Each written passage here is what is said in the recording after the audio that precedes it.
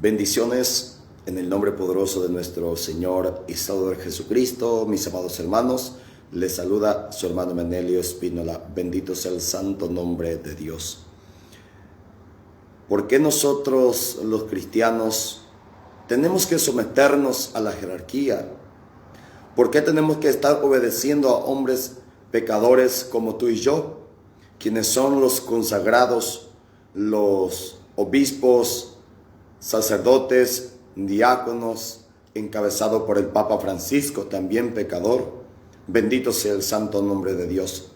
Pues, amado, no es que tú y yo estemos sometiéndonos a hombres pecadores como tú y yo, sino que nos estamos sometiendo a la poderosa palabra de Dios.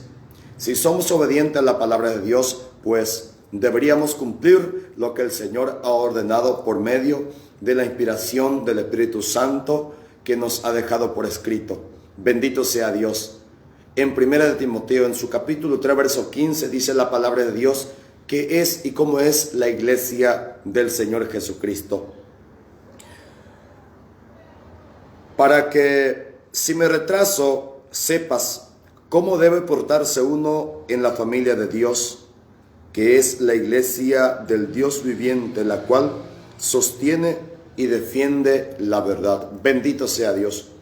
¿Qué es la iglesia? Dice la Escritura, familia de Dios. ¿Cómo es una familia? Sabemos que en una familia, delante de Dios, tiene la misma dignidad. El papá, la mamá, los hijos, nietos, todos delante de Dios tienen la misma dignidad y son iguales delante de Dios.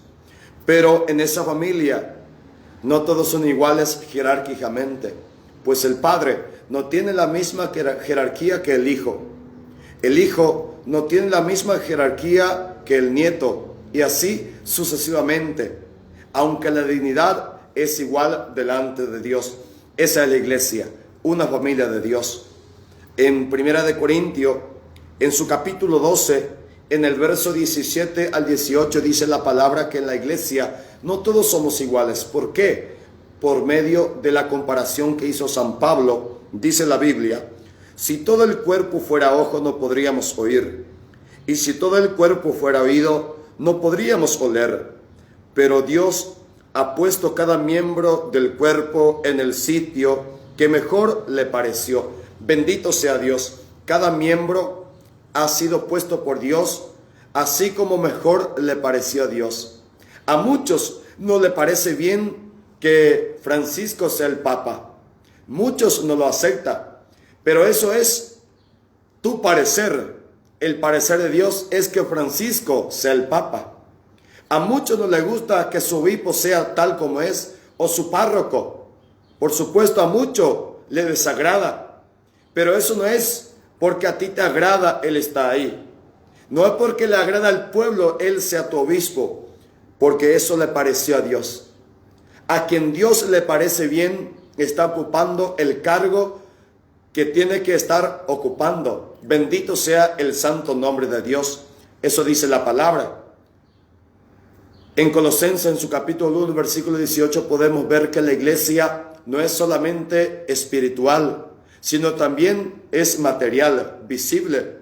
No como mucho capaz enseña que la iglesia es solamente espiritual. Entonces, ¿por qué dice San Pablo en Colosenses 1:18 que la iglesia es cuerpo de Cristo? ¿Qué es un cuerpo? Y si vamos a la escritura en Génesis, en su capítulo 2, versículo 7, podríamos ver cómo Dios está formando el cuerpo del barro. Pero ese cuerpo no solamente es puro barro, sino también ha recibido el aliento de vida, que es el espíritu. Así se conforma el cuerpo, de parte material y también parte espiritual. Esa es la iglesia. Tiene la parte espiritual que está conformada por Dios Padre, Hijo y Espíritu Santo, con los ángeles y santos del cielo, con nuestra Madre la Santísima Virgen María. Pero no solamente la parte espiritual, sino también la parte corporal, visible, tangible, conformado por el Papa, obispos, sacerdotes, diáconos y todos los feligreses bautizados. Bendito sea el santo nombre de Dios.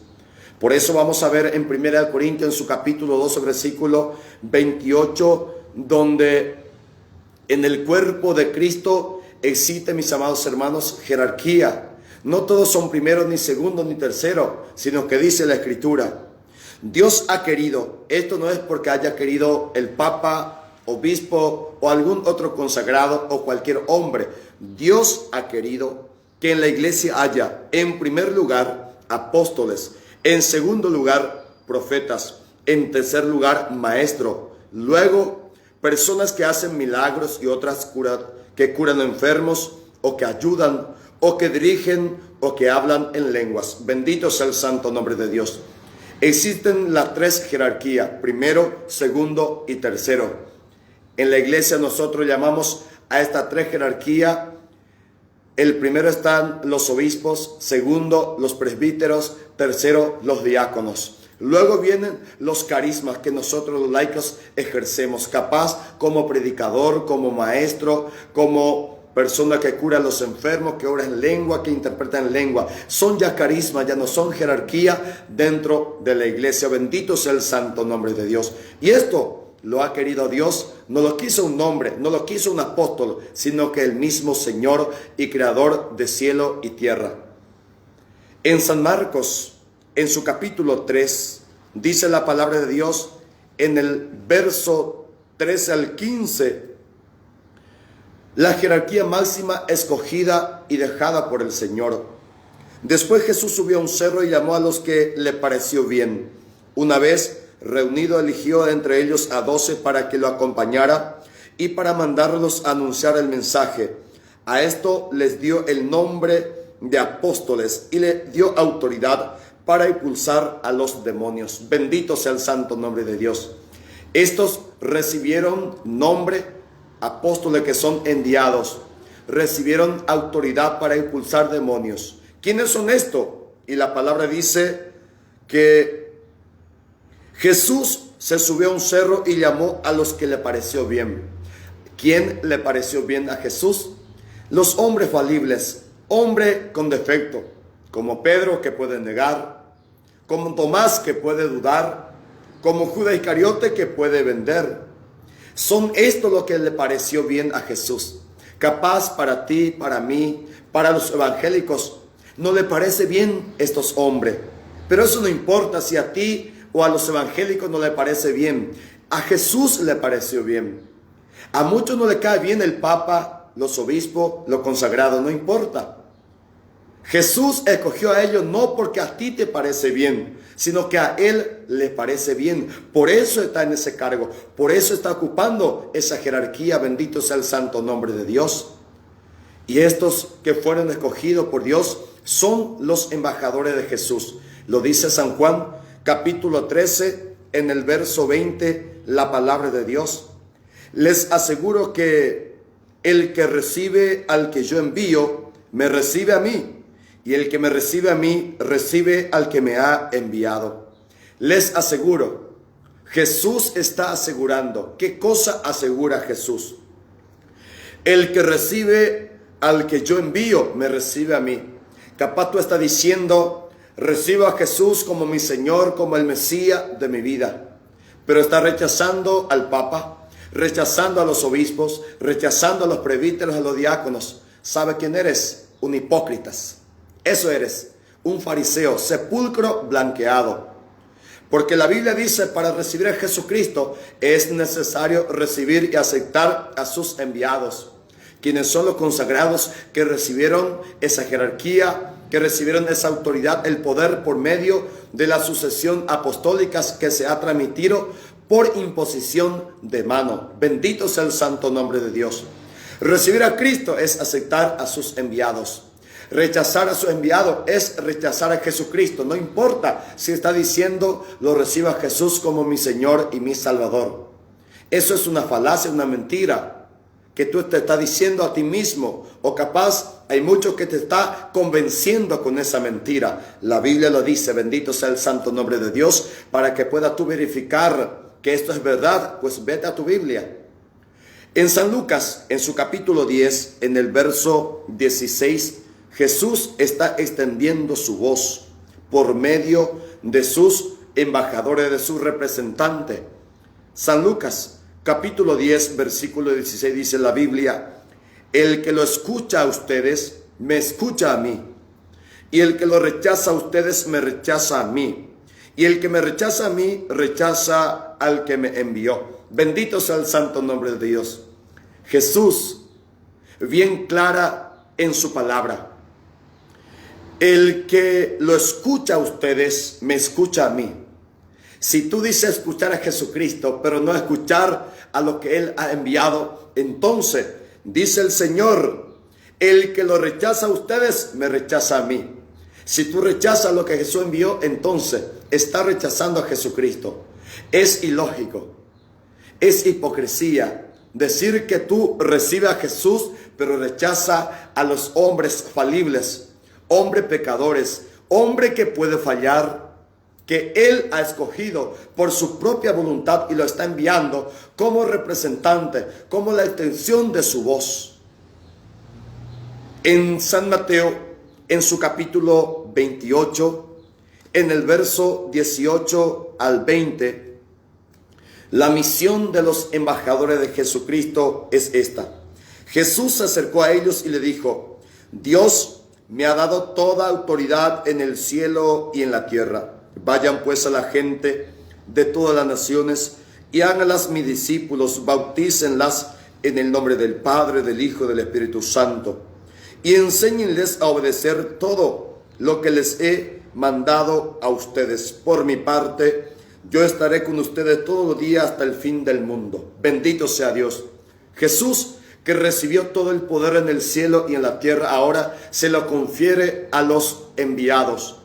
Estos enviados, representantes legales, embajadores de Jesucristo, recibieron esa autoridad de Cristo y ahora ya tienen el poder para que pueda administrar sacramento, como el bautismo. Recibieron la sabiduría, la autoridad para que pueda enseñar una doctrina infalible. Como son enviados de Jesucristo, embajadores de Cristo, no pueden tener error en su doctrina. Por eso decimos que la iglesia tiene esa autoridad de enseñar y custodiar la única verdad, el depósito de la fe que se encuentra en las Sagradas Escrituras, en la Sagrada Tradición Apostólica y en el magisterio de la iglesia. Bendito sea el santo nombre de Dios. Mis amados hermanos, por eso vamos a encontrar en la palabra de Dios que la misión de ellos es administrar sacramento, enseñar a la iglesia, y también en San Lucas, en su capítulo 22, en el verso 19 al 20, también la función de estos embajadores de Cristo es: después tomó el pan en sus manos y, habiendo dado gracia a Dios, lo partió y se lo dio a ellos, diciendo: esto es mi cuerpo entregado a muerte en favor de ustedes, hagan esto en memoria de mí. Lo mismo hizo con la copa después de la cena, diciendo: esta copa es la nueva alianza, confirmada con mi sangre, la cual es derramada en favor de ustedes. Bendito sea el santo nombre de Dios. Jesucristo ha dejado una orden. Jesús le ha dicho a su iglesia que la función de ellos es hacer lo mismo que hizo Jesús. ¿Y qué fue lo que hizo Jesús? Tomó el pan en su mano, lo bendijo, lo partió, lo repartió diciendo: esto es mi cuerpo. Jesús no está diciendo esto es un pedazo de pan. No, esto es mi cuerpo. Jesús transfiguró. A través de la bendición sucedió lo que se llama la transustanciación.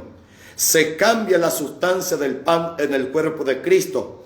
Y esta orden recibió la iglesia para seguir haciendo lo mismo, convertir el pan en el cuerpo de Cristo. Por eso, en la iglesia de Jesús sigue vigente esta palabra: el pan se convierte en el cuerpo de Cristo. Y cuando el consagrado te pasa ese visiblemente pedazo de pan, pero no te dice pedazo de pan, sino que te dice el cuerpo de Cristo, así como el Señor había dicho.